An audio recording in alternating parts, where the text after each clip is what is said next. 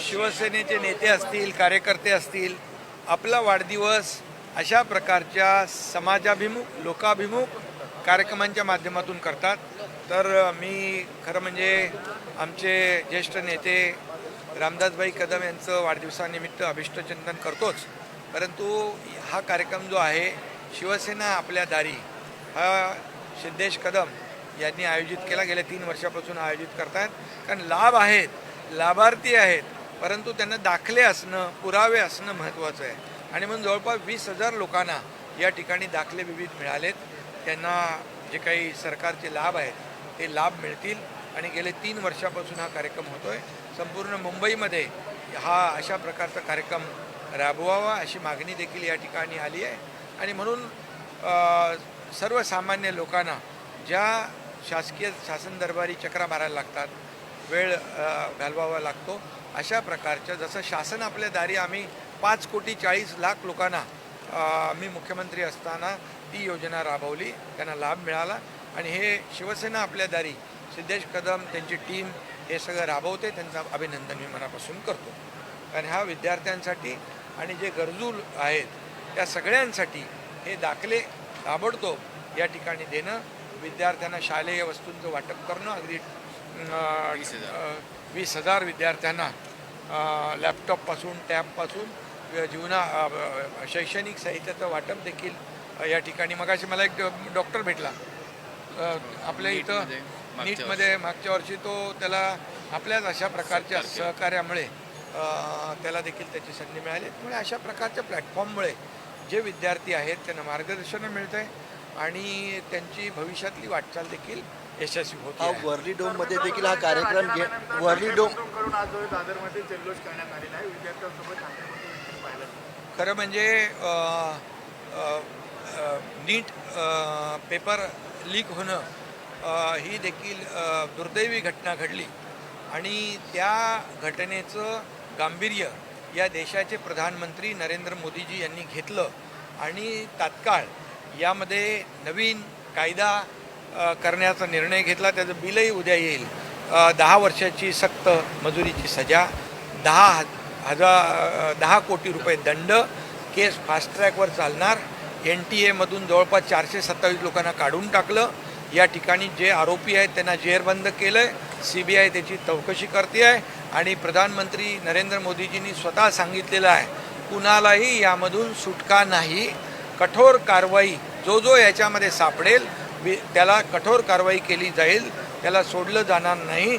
आणि म्हणून कठोर कायदा या ठिकाणी आणतात. मी मोदी साहेबांचं मनापासून अभिनंदन करतो की त्यांनी देशाचं भवितव्य जे आहे, हे विद्यार्थी आहेत, त्यांच्या भवितव्याला, त्यांच्या भविष्याला प्राथमिकता दिलेली आहे. आणि हे त्यांना या अशा प्रकारचा जो काही न्याय दिलेला आहे. आणि म्हणून त्याचबरोबर धर्मेंद्र प्रधान यांनी देखील आपली नैतिक जबाबदारी समजून राजीनामा दिलेला आहे. हा देखील आपण एक जी घटना झालेली आहे यामुळे विद्यार्थी यांच्या प्रश्नांना, त्यांच्या भावनांना प्रधानमंत्री नरेंद्र मोदीजी यांनी प्राथमिकता दिलेली आहे. आणि म्हणून या ठिकाणी मी आपल्याला सांगतो, त्यांचं आंदोलनामध्ये काही लोक हे राजकीय आहेत, त्यांचं नॉन पॉलिटिकल आंदोलन होतं, पण ते राजकीय आंदोलन, पॉलिटिकल आंदोलन केलं गेलं. या ठिकाणी जी आंदोलनं झाली आपल्याला माहीत आहे की काही लोक जंतर मंतरवर न जाता प्रधानमंत्र्यांच्या निवासस्थानाकडे गेले. अरे, प्रधानमंत्र्यांचं निवासस्थान हाय सिक्युरिटी झोन असतो आणि त्या ठिकाणी जेव्हा स्वर्गीय प्रधानमंत्री इंदिरा गांधी यांची हत्या झाली त्यावेळी SPGचा कायदा केला आणि त्यावेळेस प्रधानमंत्री निवासाच्या परिसरामध्ये कुठलंही आंदोलन करता येत नाही. ही माहिती या देशाचे विरोधी पक्षनेते राहुल गांधी यांना असतानासुद्धा जाणीवपूर्वक तिथं आंदोलन करणं, हजारो लाखो लोकांना तिकडं बोलवणं, याचा अर्थ काय? याचा अर्थ प्रधानमंत्री नरेंद्र मोदीजी यांच्या निवासस्थानामध्ये घातपात घडवण्याचा त्यांचा प्रयत्न होता, त्यांची मनशा होती.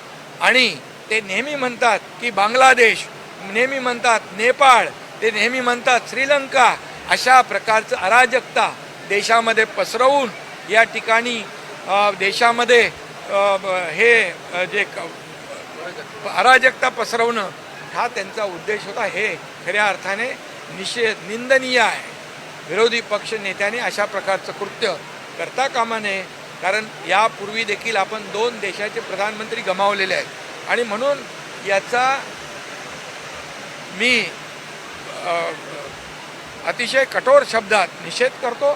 कारण ते विरोधी पक्ष नेते असताना ते स्वतः सगळ्यांना आवाहन करत होते, इकडे आंदोलनाला या, इकडे आंदोलनाला या.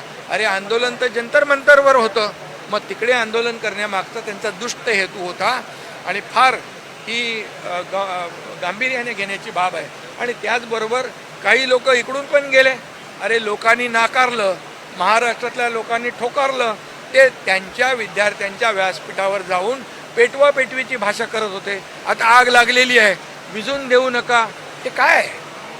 देशामध्ये अराजकता पसरवण्याची जे काय तुमचा प्रयत्न आहे तो यांचं आपल्या विद्यार्थ्यांचं आंदोलन संपल्यामुळे मागे घेतल्यामुळे ते निराश झालेले आहेत आणि म्हणून अशा प्रकारच्या दुसऱ्याच्या ते म्हणतो ना आपण बेगाना शादी में अब्दुल्ला दिवाना अशा प्रकारचा हा विषय आहे.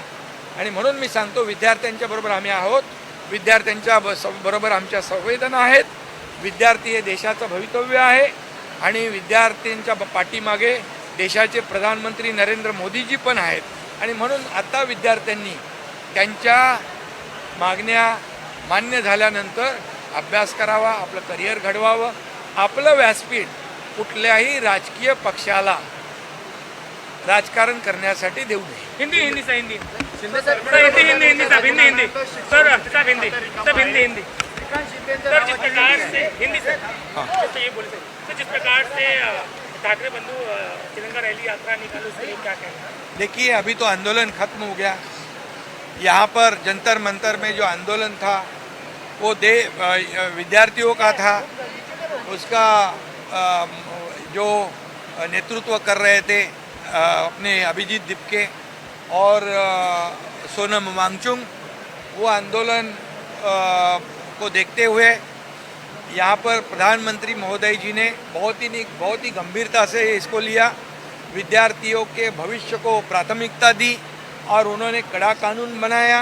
10 साल की सज़ा होगी, 10 करोड़ का जुर्माना भरना पड़ेगा और उसी के साथ फास्ट ट्रैक पर केस चलेगी. और एनटीए में से 427 लोगों को निकाल दिया. उन्होंने कहा है कि कोई भी दोषी हो उसको बख्शा नहीं जाएगा. सीबीआई इंक्वायरी चालू है और इसी के साथ बिल भी आ जाएगा, कानून भी हो जाएगा. इसके आगे ऐसी कोई भी घटना ना हो, इसका पूरा प्रावधान प्रधानमंत्री नरेंद्र मोदी जी ने खुद स्वयं किया है और इसीलिए ये बिल भी आएगा और कानून भी होगा. इसलिए मैं प्रधानमंत्री नरेंद्र मोदी जी को बहुत धन्यवाद देता हूँ. उन्होंने उनका अभिनंदन भी करता हूँ, आभार व्यक्त करता हूँ, क्योंकि उन्होंने इस देश के भविष्य को प्राथमिकता दी है.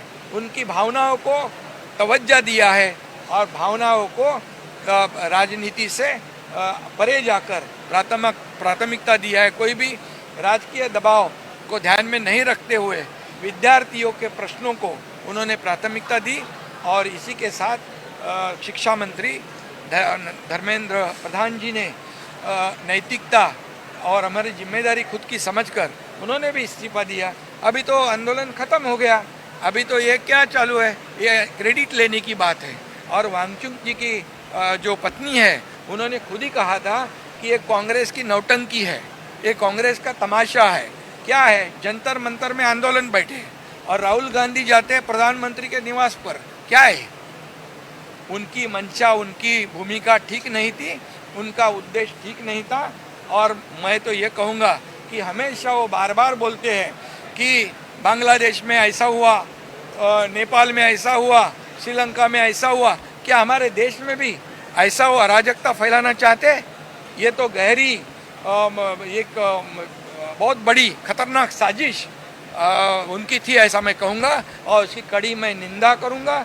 उनको पता है, विरोधी पक्ष नेता है वो, ये जब स्वर्गीय इंदिरा गांधी जी की हत्या हो गई तब एसपीजी का कानून बनाया गया, क्योंकि वहाँ पर प्रधानमंत्री निवास के वगैरह वगैरह आजू बाजू में कोई भी आंदोलन नहीं हो सकता है. ये उनको भी पता था, लेकिन जानबूझकर ये उनकी जो मंशा है उनका उद्देश्य है वो गलत था और इसका कड़ा विरोध, कड़ी निंदा ये मैं करता हूँ।